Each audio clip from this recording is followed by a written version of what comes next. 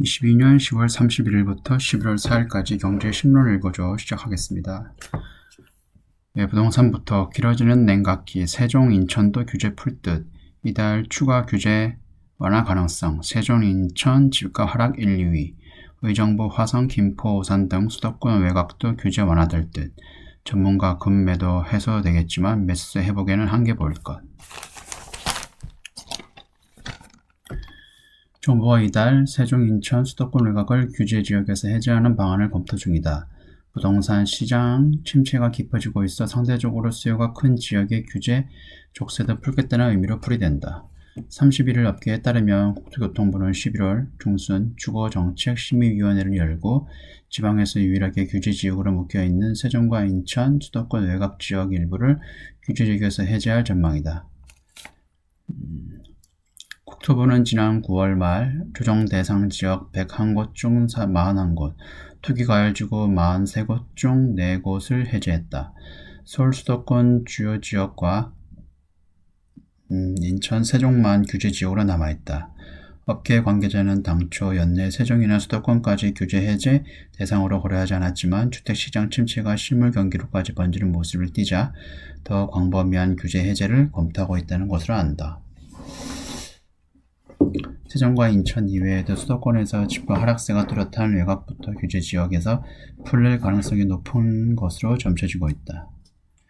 규제 지역 지정 해제 여부는 직전 3개월 집값 상승률이 물가 상승률의 1.3배 초과 여부, 청약 경쟁률 등에 따라 결정된다. 주택시장이 침체를 겪으면서 전국 대부분 지역이 이미 해제 요건을 갖췄다. 연이은 규제지역 해제 조치가 주택거래의 숨통을 트일 수는 있지만 대출금리가 치솟고 있는 만큼 눈에 띄는 매수세 회복에는 한계가 있을 것이라 전망했다. 제 생각도 금리가 오르고 있기 때문에 정부에서 아무리 어떤 조치를 한다고 하더라도 금리 상승기에는 대출로 인해 대출 부담금 때문에 아마 집값 하락은 대세 하락장이 올 것 같습니다. 경제금융 주식 등 코스피 이달 바닥, 여전히 악재 많다. 2300테란, 미국 금리 인상 속도 조절 기대감, 중국 대난 외인 한으로 머니무브, 한 달간 코스피 지수 6% 올라, 기업 실적 하향 우려 선반영돼, 역성장 현실화된 2050선 위협. 외국인 매수세에 힘입어 코스피 지수가 41일 만에 2300선을 드러냈다. 미국 중앙은행이 금리 인상 속도를 조절할 것이라는 기대와 차이나 리스크에 따른 외국인 자금 유입 덕분이라는 분석이 나온다. 코스피 지수는 국내 기업의 부진한 3분기 실적에도 불구하고 지난달 6.41% 상승했다. 페드가 이달 이후 금리 인상 속도를 조절할 것이라는 기대가 나오는 데다 중국 증시를 빠져나간 외국인 자금이 국내로 들어오면서 상승세가 이어지고 있다는 게 전문가들의 분석이다. 차이나 런 때문에 지금 중국과 베트남이 아니라 중국과 대만, 홍콩에 있는 증시의 자금들이 한국으로 들어오고 있습니다. 지금. 김학균 신영증권 리서치 센터장은 페드가 금리 인상 속도를 조절할 것이라는 기대가 현재 증시 상승세를 이끄는 가장 큰 동력이라며 실적 하향 우려가 이미 주가에 상당 부분 반영된다는 점도 상승 전환 요인으로 보인다고 말했다.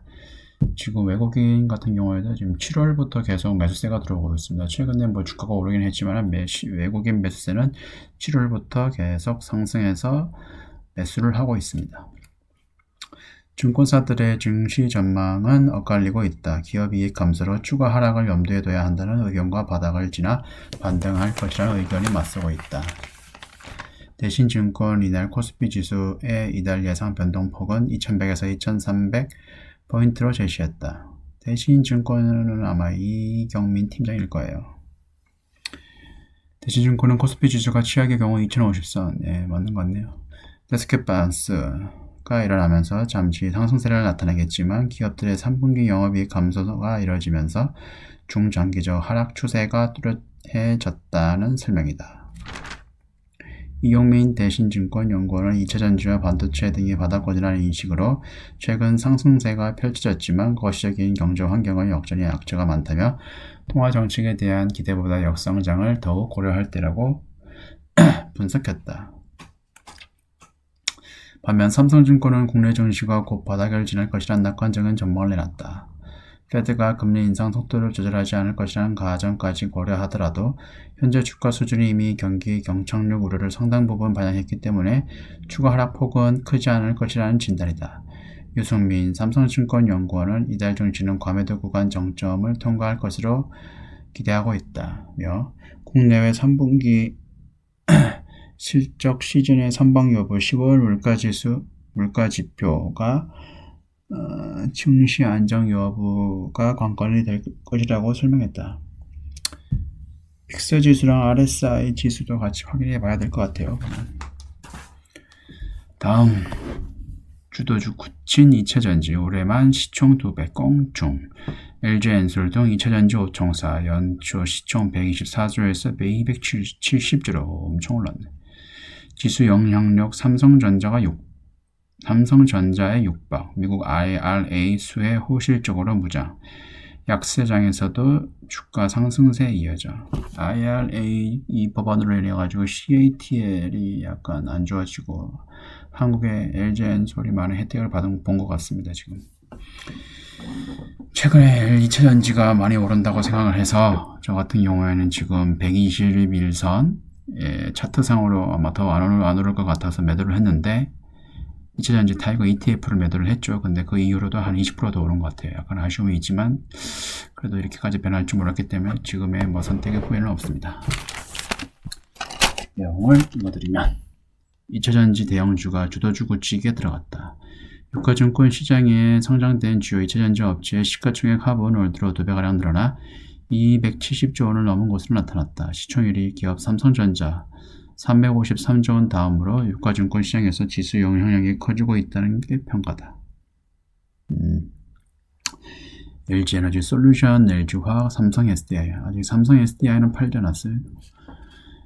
SK이노베이션, 포스코케미칼 등 유가증권 시장에 성장된 주요 2차전지 업계 5곳의 시총 합계는 270조 원에 달한다.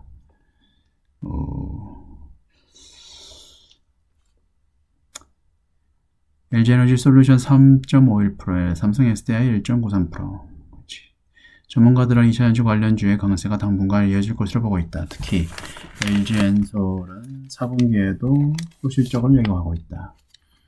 PER은 지금 CATL보다 더 높은 걸 알고 있어요. 지금 중국 2차전지 대표주인 CATL과의 경쟁력도 비교되고 있다. 미국의 생산 공장이 없는 CATL 주가는 미국 IRA 영향으로 최근 한 달 새 6.99% 하락했다. CATL이 세계 점유율 1위고 그 다음에 LG엔솔인데 이 법안 때문에 오히려 한국 배터리 업체한테는 호재가 됐죠. 하지만 반면 분리막 동박 업체는 실적과 주가 모두 부진한 흐름이다. 시장 예상치를 크게 밑돈 3분기 실적을 발표한 SK i테크놀로지는 이달 7.17% 급락했다. 2차전지를 해가지고 다 오르는 게 아니에요, 보니까. 다음 텅 빈 달러박스 반도체 수출 100억 불 무너지고 대중무역도 적자. 최후 보루 수출마저 뒷걸음질 10월 5.7% 감소. 10월 무역수지 67억 불 적자, 반도체 17%, 석유화학 25% 급감, 월 누적 무역 적자만 356억 불, 지난달 에너지 수입액 42% 상승, 일본, 중동, 중남미에서도 적자 폭 커, 중국 봉쇄, 긴축, 킹달러도 악재.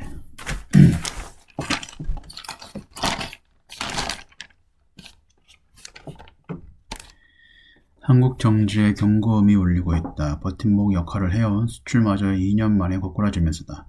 특히 지난달 반도체 수출은 18개월 만에 처음으로 100억 달러를 밑돌면서 1년 전보다 17% 넘게 감소했다. 세계 경기 하강으로 반도체뿐만 아니라 철강, 석유화학 등 그동안 수출 효자 노릇을 한 품목들도 줄줄이 부진에 빠졌다. 당분간 상황이 반전될 가능성도 낮다. 지난달 생산 소비 투자가 2개월 만에 일제히 뒷걸음질 치는 트리플러 감소가 나타난 데 이어 핵심 성장 엔진인 수출마저 마이너스를 기록하면서 경기 전망이 어두워지고 있다. 반도체 수출은 벌써 3개월째 감소세다. 지난 8월, 9월에도 뒷걸음질 쳤다.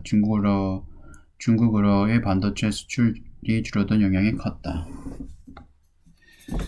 세계경제 둔화와 아마존 등 미국 빅테크의 서버 증설 축소까지 겹치면서 반도체 경기에는 혹한기로 접어들고 있다. 반도체 가격도 급락했다.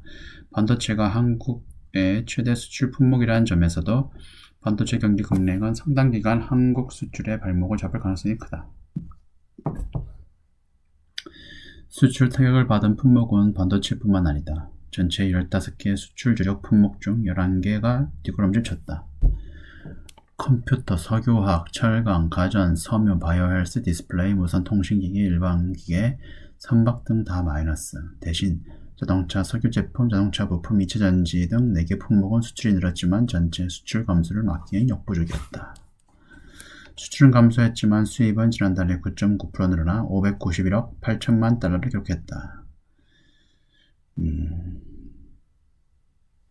지역별로 보면 최대 고역국인 중국과의 무역 수지는 지난달 12억 5천만 달러 적자였다.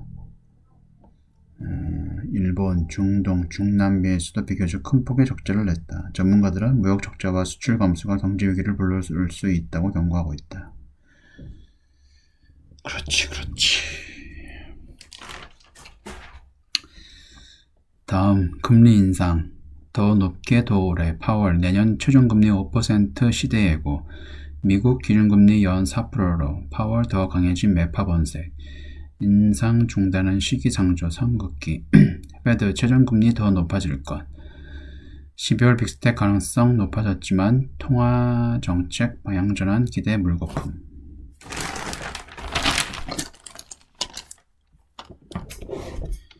2일 페드 FOMC 정례 회의 후 열린 제롬 파월 미국 중앙은행 의장의 기자회견 초반만 해도 피벗 정책 전환에 대한 기대는 한껏 무르익었다. 그래서 나스닥 지수 같은 경우에는 빡 올랐어요. 쫙. 금리 인상 속도 조절을 언급했기 때문이다. 하지만 파월 의장이 곧장 찬물을 끼얹었다. 금리 인상 중단을 논의하는 것은 시기상조이며 최종 금리 수준은 더 높아질 것이라는 강경한 매파 발언을 쏟아냈다. 최종 금리 연 4.6% 넘어설 것. 파월 의장은 기자회견 초반에 어느 시점이 되면 금리 인상 속도를 늦추는 게 적절할 수 있다며 그것이 다음 회의인지 아니면 그 다음 회의인지 아직 정해진 건 없지만 속도 조절을 생각하고 있다고 말했다. 12월 FOMC에서 기준금리 인상 폭은 75bp가 아니라 50bp가 될 수 있다는 점을 시사한 것으로 해석됐다. 하지만 파월 의장이 계속 긴축을 강조하면서 시장 분위기는 바뀌었다. 파월 의장은 금리를 얼마나 빨리 올릴 것인가 보다 얼마나 높게 올릴까, 얼마나 높게 올리고 얼마나 오랫동안 지향적인 수준으로 둘지 훨씬 중요해졌다고 했다. 그러면서 지난 9월 이후 들어온 데이터를 통해 보면 최저금리 수준은 지난번 예상한 것보다 높아질 것이라고 내다봤다. 이거 지금까지 뭐 3%나 이런 다른 업체, 다른 뭐 유튜브 방송을 보면은 강세장을 보는 사람들은 뭐 연말이나 연초에 잠깐 데드캣 밴스가 잠깐 나오고 더 폭락이 나온 다음에 그 이후에 경기 침체에 대한 선반영으로 장기적으로 오를 것이라 예상하고 그래서 주식 시장에 대해서 뭐 분할 매수를 권장하고 있는데 매도를 권장하는 그런 전문가들은 보면은 그분들도 보면 뭐 데드캣 바운스가 잠시 일어날 수 있다고 얘기를 하고 있어요. 데드캣 바운스가 잠시 일어나면은 그거는 오히려 이거를 매도할 기회라고 생각을 해서 더 폭락이 생길 수 있다고 강영현 이사가 그렇게 얘기를 한 것 같아요. 여러 가지 전문가들의 의견이 있는데 이거는 나중에 확인해 봐야 알 수 있을 것 같습니다. 페드는 이달 성명서에서 최종금리에 대해 충분히 제약적인 수준이라고 얘기했다. 그렇지.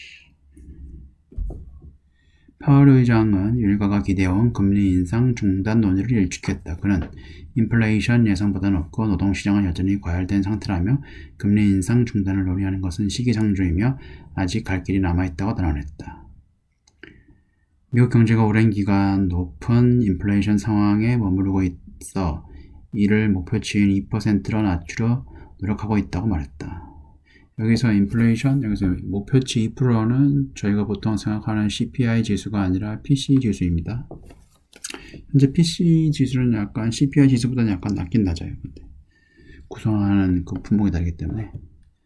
파월 의장은 긴축으로 인한 강달러 현상도 살펴보고 있다고 했다. 그는 달러 강세가 일부 국가의 도전 과제이며 페드도 강달러의 파급 효과를 고려하고 있다고 말했다. 하지만 페드가 인플레이션을 통제하지 못한다면 글로벌 경제 상황이 더 나아지지 않을 것이므로 미국의 물가 안정이 장기적으로 세계 경제에 좋은 일일 것이라고 주장했다. 이건 주장이에요. 말도 안 되는 얘기하고 있어요. 물론 미국은 괜찮을 것 같아요. 왜냐하면 달러 강세로 인해서 미국의 오히려 물가가 낮아질 수 있으니까. 근데 전 세계적으로는 상당히 힘들겠죠. 계속. 미국 증시는 파월 의장의 매파적 태도로 급락 쓰러들었었다. 다우지수는 1.55%, S&P 500은 2.5% 하락하고 금리에 민감한 나스닥 지수는 3.36% 급락했다.